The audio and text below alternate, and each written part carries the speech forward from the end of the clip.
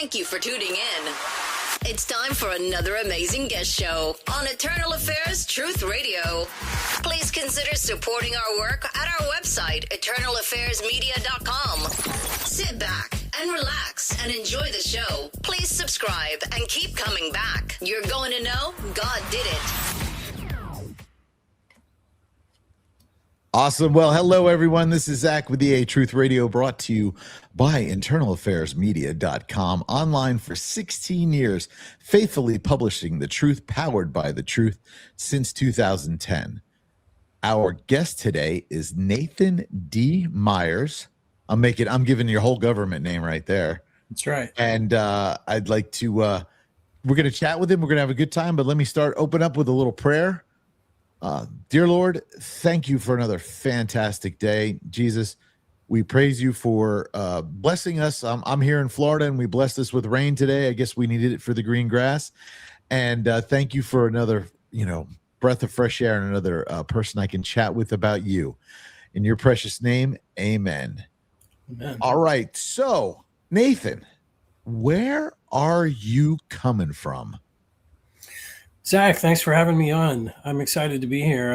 I am broadcasting at the moment from Middle Tennessee, about an hour south of Nashville. Okay. We've been here about 4 years, and prior to that, we were in Texas for 22 years in the Dallas-Fort Worth area, and had an opportunity to move to Tennessee, or at least buy a property up here 4 years ago. And we took the leap so I could be close to my immediate family. I have 3 brothers, and my parents are still here in the area. They're retired from ministry, full-time church planting for 40 years. Beautiful. And they're actually here in the area. And so we moved up here to be with the cousins, man.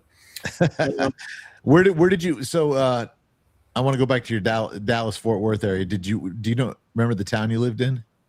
Yeah, we lived most of those years in Fort Worth proper, and have a long-standing relationship with Fort Worth and many people that have come and gone from there over the years. And did you hang out at the stockyards and Billy Bob's and all that good stuff? Yeah, I mean, I've been to Billy Bob's. I didn't really frequent the honky tonks, but I was, I really do love Fort Worth. I mean, my wife is a Texan, and I've got converted pretty gradually across 20 years into a lot of Texas culture, even horseback riding.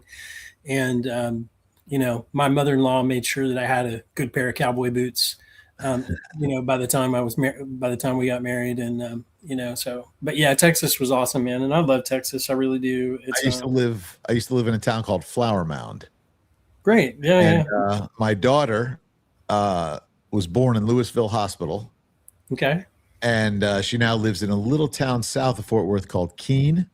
And she works for Southwest Advent University. That's where she graduated from. And she works there. And then I have a best friend who's in the colony. He's a chiropractor in the colony. And so I loved it there. Unfortunately, we got transferred out to Florida. Mm-hmm. And my ex and the kids moved back to Texas a couple of years ago. And I stayed here with my wife and kids, and I've been here now almost 30 years, and it's really tough to leave the Sunshine State. I mean, everybody, you have alligators and hurricanes, and I'm like, it's, you know what though? I have 365 days I wear shorts. Right. That's great, man. Yeah, we lived in Florida for about now a total of about a year, because we lived in Destin and Panama City, but during the pandemic. And then I worked on a movie in Sarasota that was a 4-month project. And so we were actually based there for 4 months. And so we spent a fair amount of time in Florida. Love it down there too. And my wife would be in Florida in 2 seconds if I had, more consistent work and things down there. So yeah, my wife has made it perfectly clear. She's from Iowa and I'm from Jersey originally. And we both have agreed that we will never live where it snows. Although we have looked at Tennessee, North Carolina. So her best friend lives in Franklin. Are you close to Franklin? Yeah, I'm a hop and a skip up into Franklin. We're up there all the time. But it takes us about 40 minutes to get into Franklin from where we are, because we're down in the boonies. But okay, yeah, she goes there to visit, and her best friend's husband used to run it's a big recording studio out there, Oceanside. Okay. Yeah. And they go hang out at Leper's Fork and all that, and they get to see all the celebrities. But so tell us, you moved from Texas to Nashville. You've been an actor yourself. Are you now more? Are you still acting? Are you behind the camera? What is your passion? My passion initially was music. Actually, when I first got into the industry, I was actually touring with my brothers. Nashville was always on the radar. We toured for several years. I met my wife doing musical theater in a children's theater in Fort Worth, and I was directing music for that children's theater. But I was also auditioning, and I would be a part of those shows as well from time to time. Was part of the local theater scene, and then I was touring music with the guys. And but in 2005. After I had recorded a couple of albums of music with my brothers, and I'd spent several years in children's theater, either directing music or acting on stage, I booked a movie as a lead actor in an independent film that was shot in Tennessee. And I kind of got bitten by the film bug, as they say, where I got on set for the first time and I thought, ooh, this is different. And something about the film space intrigued me and caught my imagination and my attention. And so I wasn't sure what I was going to do at that point. I mean, I started auditioning, looking for talent agents, because as somebody who enjoyed acting, I was like, well, that's a no-brainer. So I have continued to act and have a talent agent for my whole career. I've always had a talent agent. I've always auditioned. I've always considered that the primary thing. However, I have, because of the nature of that industry, especially when being in Texas at the time, I needed to broaden my horizons. I was also very intrigued by filmmaking in general. And so I was the technical side of it, the story side. And so I started hitching my talent wagon to several other projects in any capacity that I could get on. So if I could get on as a PA, I would. If I could get on as I've often done over the years, an art department job, I ended up in a lot of art department gigs, and then I ended up producing several times. I've produced 3 features with friends, and I've produced somewhere between 25 and 30 commercial pieces with a good buddy that I have a partnership with, and just got very interested in production in general. In 2008 to 2010, I did the design work and the install work for Burnham Studios and Gardens, which is where they shot The Chosen seasons 1 through 3 and parts of 4. And that was I said I got started in children's theater and things, but I was that guy in high school as an artist who was doing live theater. And then I would stick around after rehearsal and I would paint the set with the scenic painters. And so I got real interested in all things art, all things, just all of it was fascinating to me. And so but I ended up in the children's theater music direction job position in 2000 because I took my scenic painting portfolio to the theater. And the director was like, hey, you've got a really awesome scenic painting portfolio, but we don't really need a scenic painter right now. And I had an album of music in that portfolio. Those are the old days, right? When you had a physical portfolio. Right.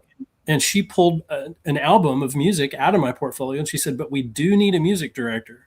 And so I've always had a broad interest in the arts. I do not consider that ADD. I consider that I often tell people, they're like, oh, you're a jack of all trades, master of none. I said, no. I said, I'm a jack of all trades, master of some. And so I believe in the polymath. I believe that if you want to get really good at a lot of stuff, just apply yourself and study, find mentorship, find job opportunities, seek it out. And so I've done a lot of that over the years. And so when you look at my portfolio today, I have about as many acting credits as I have production credits, as I have production design credits. And the feature that I'm here to talk to you guys about today, that I hope we'll chat a little bit about, I actually directed that feature, and we have, and so I have a pretty broad production background, and in the film industry, I've got a really excellent reputation as somebody who is considered a Swiss Army knife. And if when producers are putting teams of people together, they're like Fury gathering up the Avengers, and they're looking for people who have superpower, who are excellent in their craft. They know their stuff. And I'm that guy that often when I get the call, I'm not sure why they're calling me. And they could use you for anything. Right. And I have a lot of talents. I believe in the 10 talents parable that, to him who's given a lot, much is required and expected. And so I've been trying to steward all those interests and all of those talents and invest time in them over the years as best I can. And God's been really gracious to just open up a significant amount of unusual doors. I mean, just like people ask me all the time, like, how did you get this gig? And how did you work on this movie with these people? And when did this happen? And because one thing will seem very disparate to another. And, they're looking at one big movie project next to a design project next to an acting gig. And they're going, how did you do all of that? And I say, well, I presented myself to the Lord and said, what do you want me to do? Here I am, send me.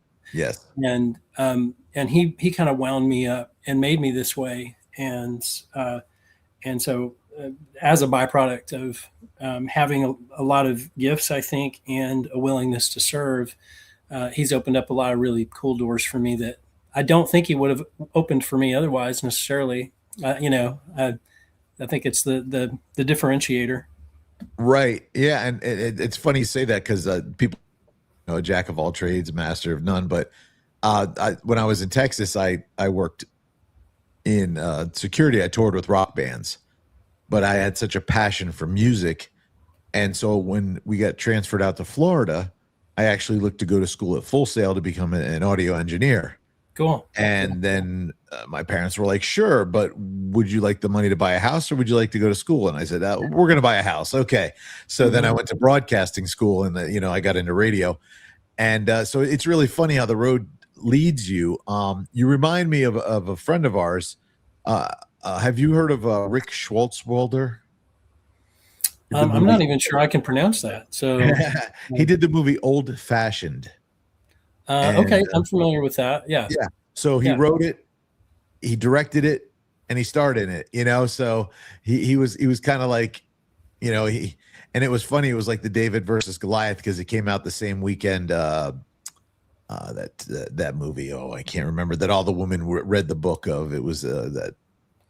Anyway, like 50 Shades of Grey. Yeah, it was 50 Shades of Grey actually. So they called it the David and Goliath, and obviously. Yeah, that's right. I remember that in the news. Yeah, so it's really interesting that we, and my wife became really good friends with him, and she's had him talk at the school, and the kids ask, and this is what I'm leading up to is, well, you did all that acting, directing, editing, writing.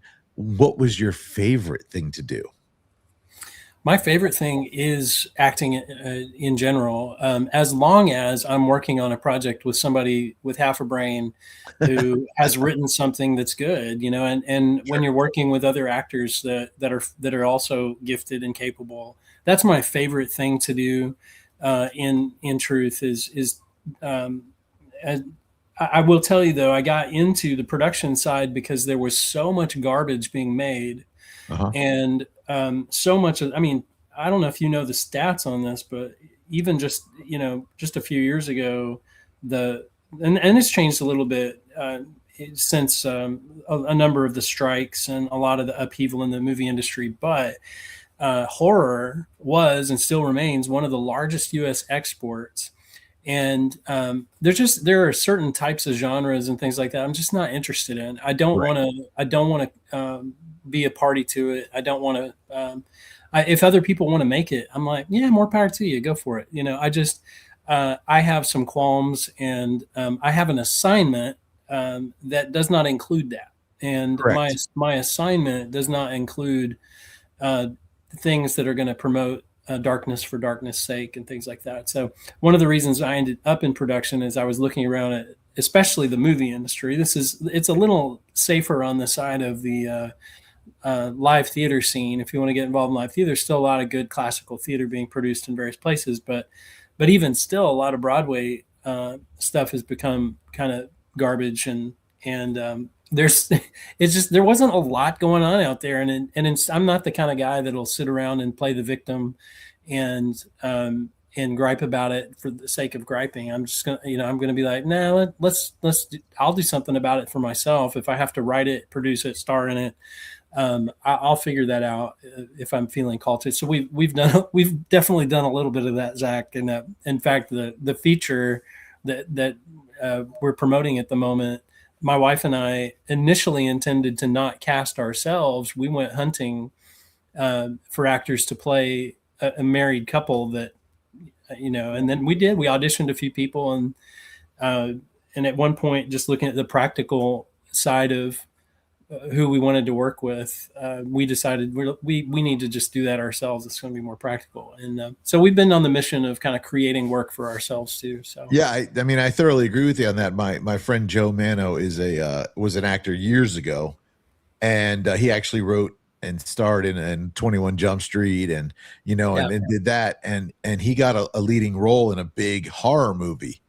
Well, being a Christian, he said no, and it didn't. I don't know that it blackballed him from the industry, but it got him to say, this isn't what I want to do anymore. And right. So he wrote, directed, and starred in his own children's series, which is what I want to lead up to yours. And he did the same thing. And he actually got I don't know, for an Emmy for it or something, but and then he started doing that. And then obviously he went into ministry and became a pastor. But that being said, same thing. He said he felt he would not break his, I don't want to say his promise to God, but he said, I'm not gonna make myself money just because there's money to be made and it's not what I believe in. Right. So I have kudos to you for doing that. And you have a brand new series, or is it's a full feature movie? It is a full feature. We kicked around the series idea when we decided to make this, but we decided that it was a feature, and it's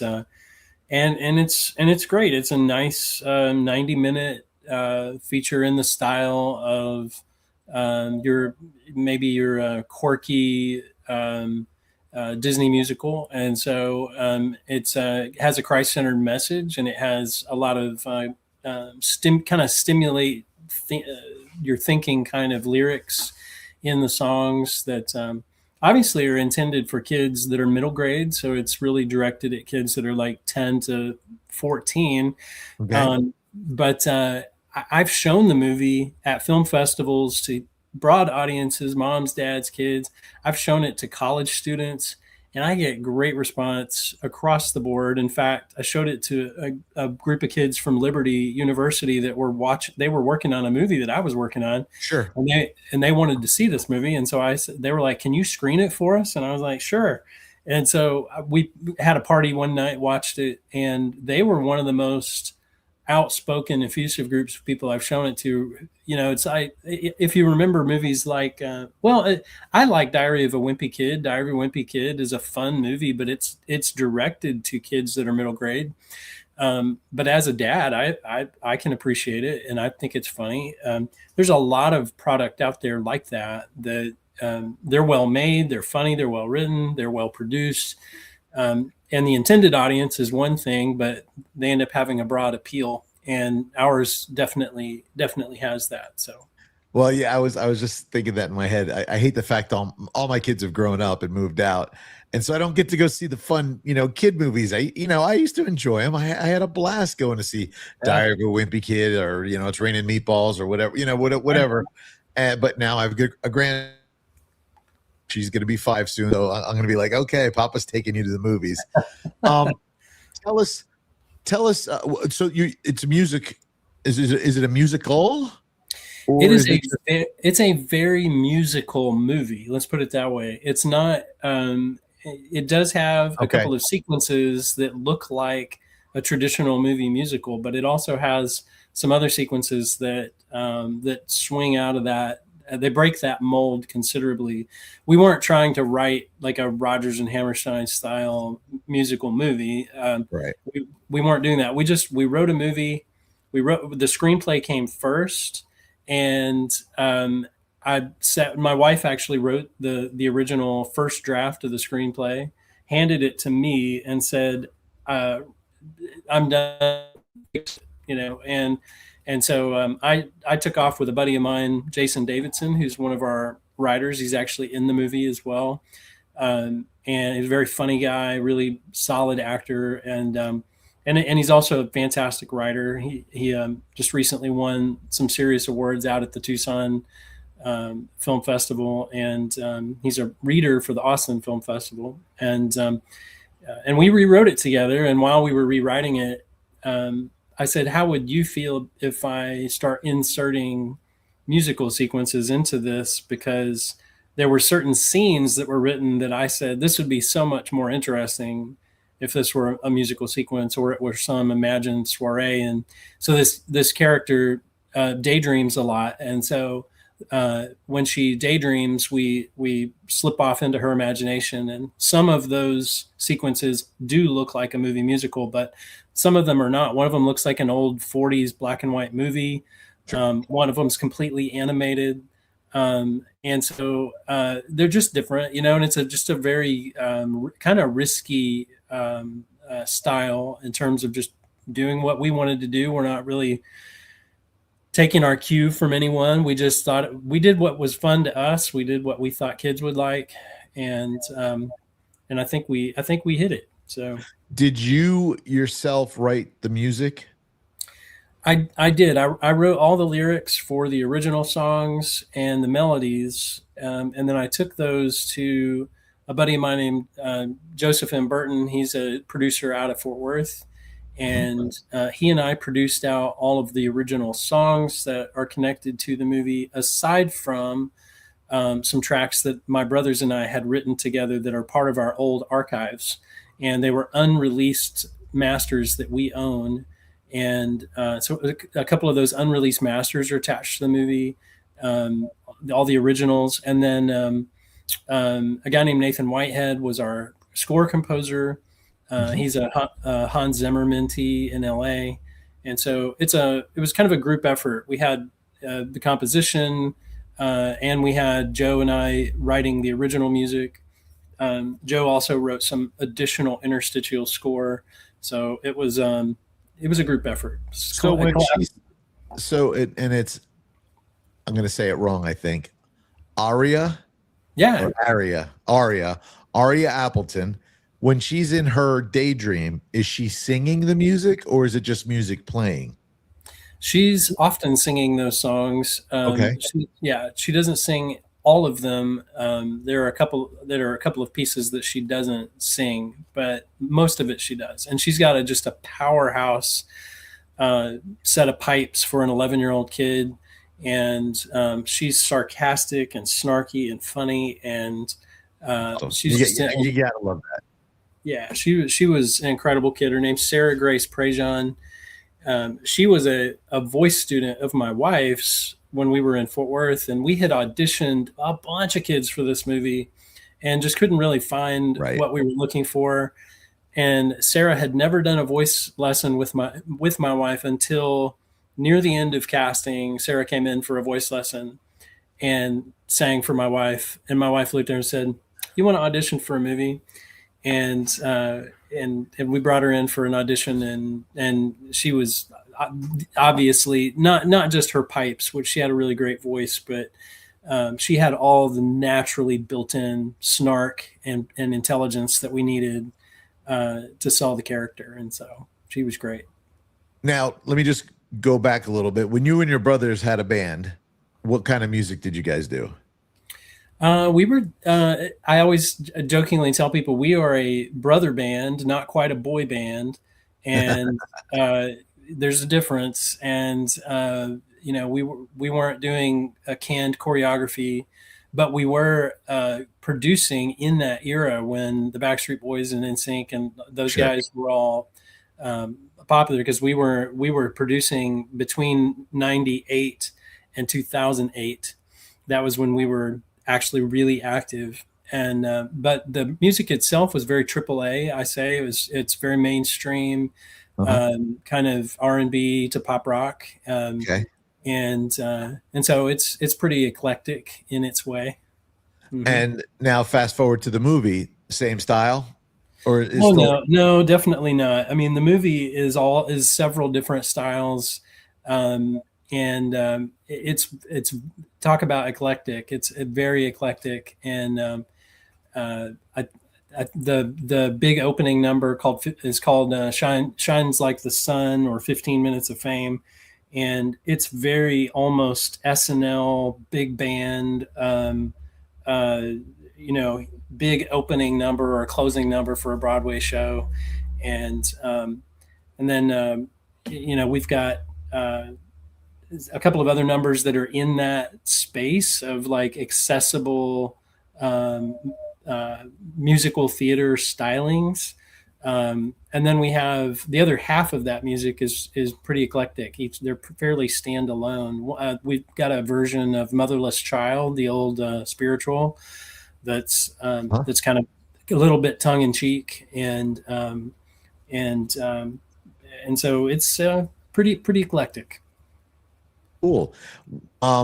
When you come up with an idea, do you immediately see it as like some people write specifically for TV shows, some people write specifically for movies?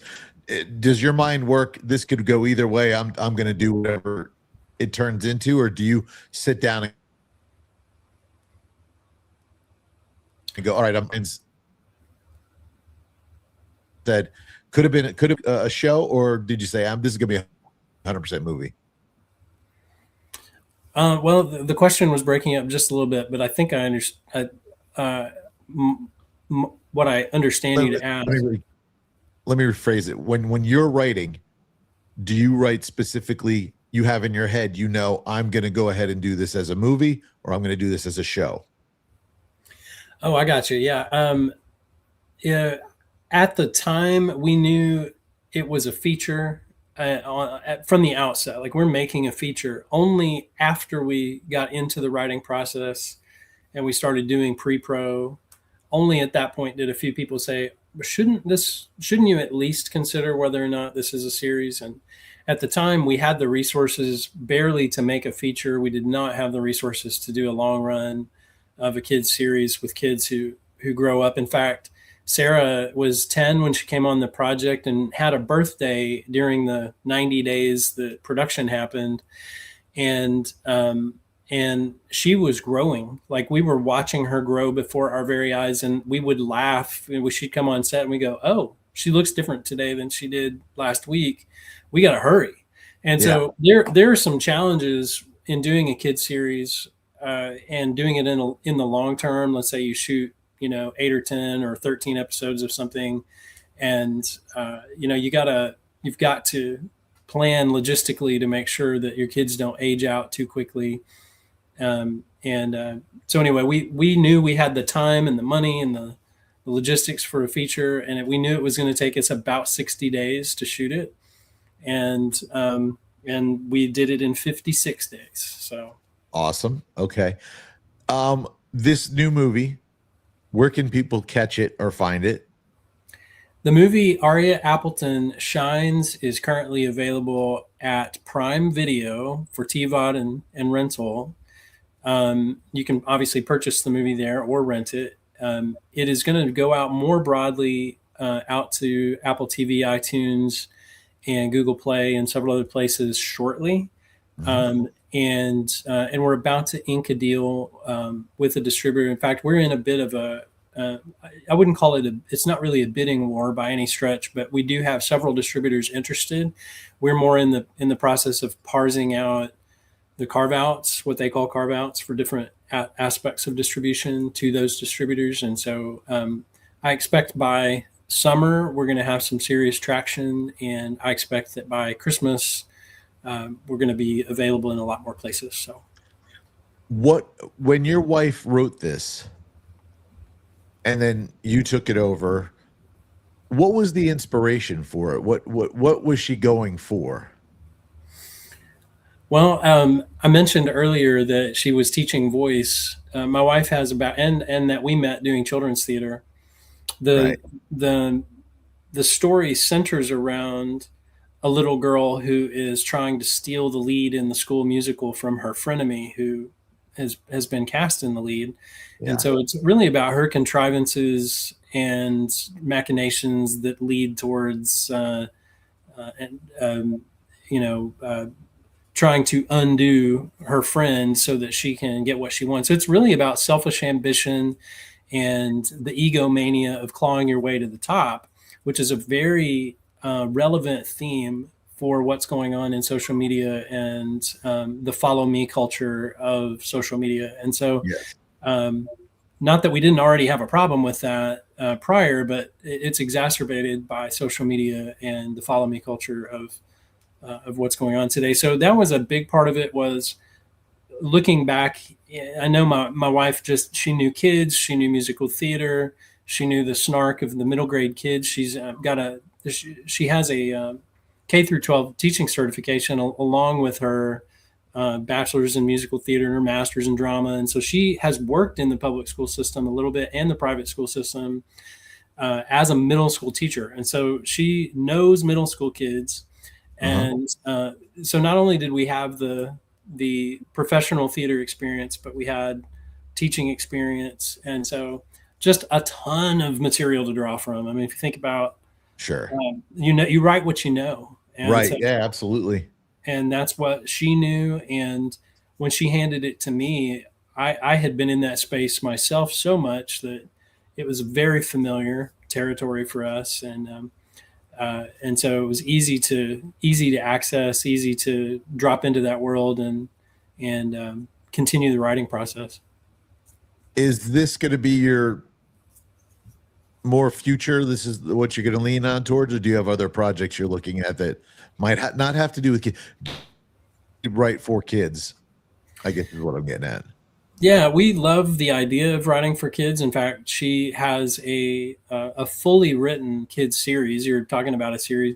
There's a fully written kids series, and we've got our pitch deck and our lookbooks and all the things that are put together to go ahead and start pitching for funding for that.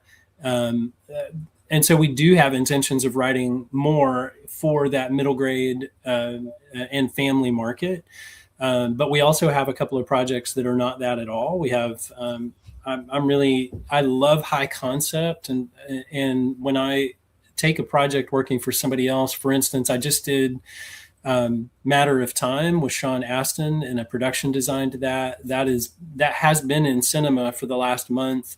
It was one of those indie sci-fi movies that actually picked up a cinema release, which has been kind of a challenge. But I love high concept stuff, and so what I tend to write personally is more high concept or period in its way. But I also love comedy, and comedy is in and of itself high concept. And so I'm writing some in that space too. Okay. What inspires you? The lunacy of people inspires me.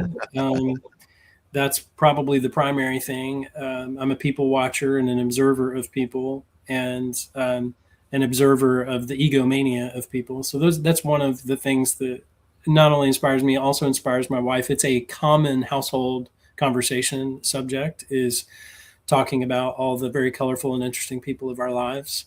So people for sure are the primary motivators. I'm also super interested in everything from really from fantasy to historical drama or historical fantasy and things like that, where you kind of get interesting crossovers. So I think I'm inspired by the entertaining work that is not all that grounded in reality. Sometimes I love movies because movies take us away from the mundane, and Right. so I love adventure comedy, and I love just high concept fantasy, sci-fi, stuff like that. And so I think I'm inspired by expanding the imagination, expanding horizons. Excellent. You said something earlier to me that I found interesting. The movies you write are Christian. Let me make sure I remember it correctly. You're a Christian. They're not necessarily a Christian movie, but they are themed Christian. Does that make sense? Yeah, I am a Christian who makes art, and I'm a Christian who writes and produces in the film space. That does not mean that everything that I work on would have the brand of being a Christian film. Okay. In fact, Matter of Time, which is, like I just mentioned, in theaters, you're probably not going to see that at a Christian film festival. Okay. But it has a really awesome story about loyalty and friendship, and it's a true story. You know what I mean? And that's really what I believe in. I'm inspired. Genre is one thing, but it's really more about, is the story true? Right. Is it true? And I mean true the way Jesus's parables are true, because Jesus's parables are little pieces of fiction, right? They're just like, it's just a story. It's a fable of a sort. Camels going through eyes of needles, and someone finding the pearl of great price. These are stories. Did they actually happen? Maybe. That's not the point. The point is it's a true story regardless. And I'm very interested in that principle, and as related to the production of art as a Christian. And so, in fact, I think, and I know this to be true, a lot of people that don't consider themselves believers often resent a lot of the stuff that is made in the faith-based market, because it's not made for them. It's really, they're FUBU movies. They're for us, by us, Christian films, and there's nothing wrong with that. It's just, that's a very specific marketing choice. You go, well, I'm going to make a movie and I'm going to write it so that it will appeal to the Christian audience, so that they will buy it up, and they'll also buy the praise and worship album that is being sold at the same time. And I'm like, yeah, okay, it's fine. I get it. But that's not really what I'm up to. I want to write things that challenge people. I want to write things that are true. I want to write things that are stimulating, start conversations. And I also want to enjoy what I'm making. I can tell you, I've had several projects over the years that I worked on that were other people's work. And in the process of making it, I was like, this is not fun. And I'm not enjoying this. So I'm very picky if I'm going to go work for other people. I want to make sure that I think the project is true, but am I going to have fun making it? Because that's an important principle for me. I don't want it to become drudgery. And I certainly don't want to write. And I know a number of people in faith-based who do. They will just tell you flat out, no, we consider what the audience wants. We write it for them, and we feed them that cotton candy that, and it reminds me, I think someone in the Bible said something about gathering around for yourselves. Teachers will tell you what your itching ears want to hear. And I'd be far more interested in writing and producing things that get under people's skin and get them talking, and maybe disrupt their thinking a little bit more so than I would be to write things that just tickle their ears. Well, I have to thoroughly agree with that, because the most famous disruptors are saviors. So, right. I don't think he went out every day saying, I'm going to, give a sermon and ask for an offering and have 4 songs played and everything else. He went out and just talked right. about current situations and times. So I think that's fantastic, because you can get pulled in. And as a Christian, when my wife and I watched, a movie or show, there's so many things you can pull out of it that you're like, I wonder if the writer's a Christian, because there's something going on in there that that sounds pretty accurate. That sounds pretty good, you know? And Mm-hmm. so I could totally appreciate it because, yeah, there are several Christian movies that, if they were not labeled in the Christian genre, might have done way more successfully. But like you They said, would have. I don't want to go see that. I'm not going to church. What do I want to watch that for? Exactly. Yeah. Jesus said, "I did not come to bring peace, but a sword." Uh-huh. And so I'm kind of in that mode. I think art, the pen is mightier than the sword. Art in that space to use as a tool for storytelling and stimulation, I think it's a big deal. My dad was a church planting pastor for 40 years. He planted a bunch of churches, and really remarkable man. And but when he was doing aspects of pulpit ministry, he often would grab scenes from a movie and put them on screen briefly to say, "Hey, have you guys seen this movie?" He might show us. I remember one time he showed a scene from Braveheart, and anytime that a movie would come up on screen at church, youth group was like, "Oh, this is going to be good. This will be cool." And so movies are incredibly useful tools to help tell story and promote. And my obviously, my wife will argue with just about anybody about The Matrix or Lord of the Rings, or the Chronicles of Narnia, and she's like, if you look at it and really study it, Jesus, it's there, it's right in front of you, and it makes sense. And sometimes, I had a big problem, and I hate to say it this way. Growing up, I grew up in the 80s, and I was a rocker. I loved rock music. And then my mom would always try and make me listen to Christian rock music. And I was just like, it just could not compare for some reason, because at that time, the studio maybe wasn't as good as, the other studios or whatever. You could just tell the music. It just was almost, I hate to say cheesy, but it was cheesy, and like now, and it's funny because you're close to Nashville.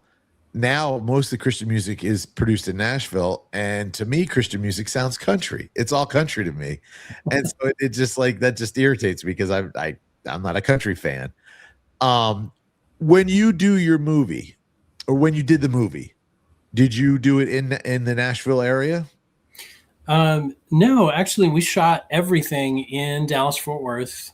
Oh, you said that already. Yes, you did. Sorry. Yeah. Well, I mean, I don't know if I did. I mean, we were living down there at the time when we did production, but yeah, Texas has far better. Well, I had far better relationships. I had more than a decade of relationships there to build upon, and in fact, we talking about the stuff we're going to produce in the future. Even though we're currently in Tennessee, we are seriously considering heading back to Texas to produce down there because I have relationships with most of the big studios in that space, and a lot of crew members and people that we would want to tap into are probably in Texas. And if we unionized in any form or fashion and tried to tap into Texas film incentives, the film incentives in Texas are far greater than they are in Tennessee at the moment. And so we would, for many reasons, probably produce in Texas. What, you don't want to go to Hollyweird? I mean, I thought that would be the spot. Well, it's funny. I mean, it could be. It's tough to produce out there. It's expensive and lots of red tape. But there are reasons why I wouldn't. But there's, a lot of people moving into the Fort Worth market because of Taylor Sheridan. But the Woody Harrelson. Oh my gosh, he has just that guy has just blown up. I mean, oh my goodness. Yeah. And Woody Harrelson and Matthew McConaughey have also been dipping their toe in the Fort Worth pool. But we already had Tammy Lane Productions, and then Dallas Jenkins moved in with The Chosen in 5 and 2, and I have a relationship with those guys as well because of Capernaum back in the day. I'm now directing film camp for Camp Hoblitzel with The Chosen. In end of July. We've done that for 2 years, and going back for a third year this year, God willing. But all the faith-based guys are there, even like Chuck Konzelman, Kerry Solomon, who did Unplanned and God Is Not Dead, and they're based in Fort Worth now. And so Fort Worth has already been a big faith-based hub, but now that Taylor is there and you've got McConaughey coming in, it's a mini Hollywood unto itself in its own way. And what's going to happen there is not going to be unlike Atlanta. It's going to be quite a bit like what went down in Atlanta. The Kendrick brothers, they're in Atlanta, right? They're outside. Well, they're probably like office based in Atlanta. I know the Sherwood Baptist is in Albany. Albany, yes. Yeah. Outside Atlanta, but yes. Right. And do you think Nashville will catch the movie bug, or will they stay Music City? I don't know. I think they've talked about it. I think Nashville's sleepy from the standpoint of people want to live here. They don't want to work here. And so their Kingdom Studios has planted itself here, the Irwin brothers, in Franklin. And that is a fairly substantial operation for Nashville. But in terms of major Hollywood studios, there's been talk for 20 years. I remember it was rumored that Spielberg and Tom Hanks and others, they were all, I think they own property over here, but I don't think they want to work here. I think they hide out here and they hunker down and escape probably. But I think there's a lot of that going on. In terms of actual production, I'll tell you, we own several acres. And we've talked about, well, we could put a studio here, but then it rains so much that we've been talking about the logistics of, well, wouldn't it be simpler if we were in not such a rainy climate or not such a wet climate? And so I've wondered if just the climate itself is affected. And you can't really go wrong being down in the great state of Texas. I mean, when I lived there, it was a fantastic place, and I'm sure it's still fantastic. Yeah, Fort Worth is a great city. Texas in general, it's a great climate to live in. It's a great climate to produce in. People are generally very open to production. Whereas, in Texas, people, you go to knock on somebody's door in Texas, say, "Hey, can we use your facility, your building, your church, your house, your restaurant for a movie?" And you're just doing location scouting. Most people in Texas are like, "Come on in, y'all." They're like, this will be awesome. If you were in California asking the same question, they're like, "Be gone." No interest. They don't care whatsoever. Or they'll charge you $10,000 to be there for a day. Right. And we talked a little bit about Georgia because the Kendrick brothers, but I know, like The Walking Dead they were all in Georgia, and there's a bunch of other shows that are. So I mean, there's getting little pockets here and there. It's not just stuck in Hollywood anymore or New York.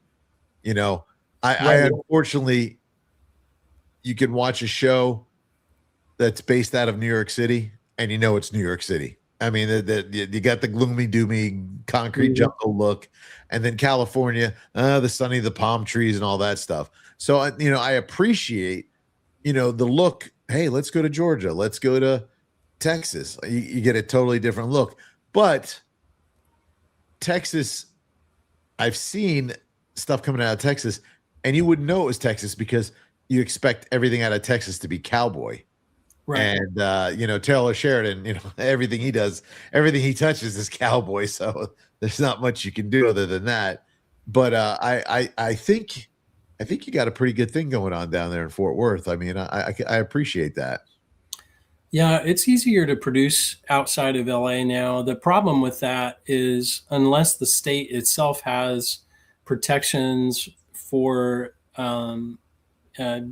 union players and things like that, you're really in the Wild West, right? I mean, literally you're there, but you're also having to just probably make sure that you can be protected under your contract and things like that.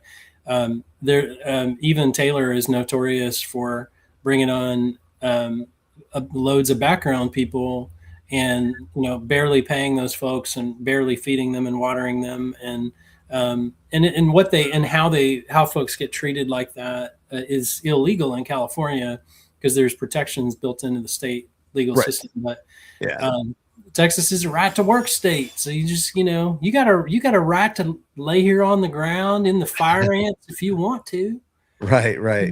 And that's what happens to a lot of those folks in background, especially. But and so it's kind of a trade-off. It's like, well, I don't want to be a part of the union because of where the union puts the money. And I'm like, yeah, I get that. But the union also might be your only line of defense in some cases against producers who will take advantage of you. And so, correct. So there's some benefits to being in those right to work state environments, especially for a guy like me. I produce independently. So, I get it. I like it. I try to have a very do unto others philosophy about how we contract with people, and we try to be as fair as humanly possible when we contract with people. But I know people who aren't, and they take full advantage of.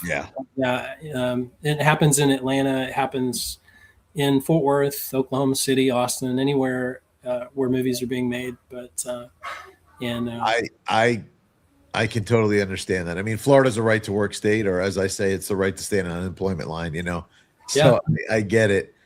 One more time, just go over your movie real fast. Give it a quick promotion, so we got to wrap this up. I guess you got to get back to your kids, and I got to get back to my wife. How's that sound? Sounds great, man. This has been awesome, Zach. I'm grateful for the time, but the movie is a feature film called ARIA Appleton Shines.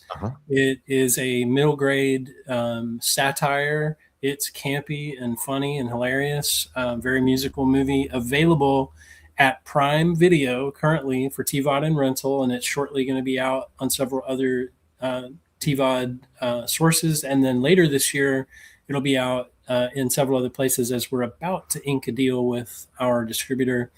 And so it'll start popping up in several other places for advertising on demand and streamers. And there's a couple of big name streamers. I can't mention their names, but you know who they are, who are vying for potential exclusivity to have that product for a while. So it's gonna show up. It'll be out there, and people can also get more info about it at ariaappleton.com.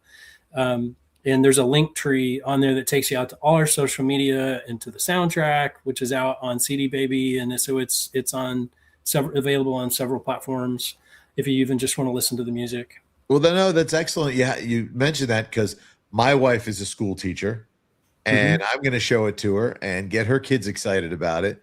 So you get some fans down here in Florida. Awesome.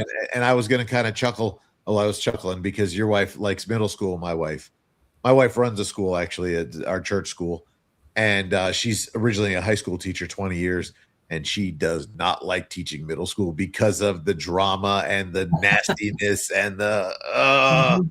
She says that's the age where you want to lock them all up on an island and let them figure it out for themselves. Right? Yeah, it's Lord of the Flies, man. Lord of the Flies. Exactly. I was gonna say 100% Lord of the Flies. let the best man win. Nathan, I really appreciate chatting with you. I think this is fantastic. We could probably go on for hours. But you're very interesting, and I want everybody to go check out all your info. Let's get a lot of fans. Let's get your show out there and get you famous. Hey man, thank you. Let's get Jesus famous, and even more so. Yes, let's make that happen too. Yes. He must become greater. I must become less. That would be, but I appreciate you. But if you do want to learn about me, you can just go to my name, nathandmyers.com. And I have my domain has more info out there than I wish there was. So. in this world of information is everywhere. Yeah. Again, thank you, Nathan. It has been a blessing to have you on the show. Again, I'm Zach with EA Truth Radio, brought to you by EternalAffairsMedia.com. Thank you for joining the show today. Our guest today was Nathan D. Myers, or you can find him at nathandmyers.com. And please subscribe, like, share. And if you feel led to support our independent media ministry, you can pitch in at donate.eamedia.online. Visit us and read all about and all of our content at eternalaffairsmedia.com. Nathan, once again, thank you very much. And we look forward to chatting with you when you get your next feature coming out. Thanks, Zach. Yeah, we'd love to come back on and tell you what we got going on. 100. I'll get you. All right, buddy. You have a great one. Thanks, Zach. Thank you.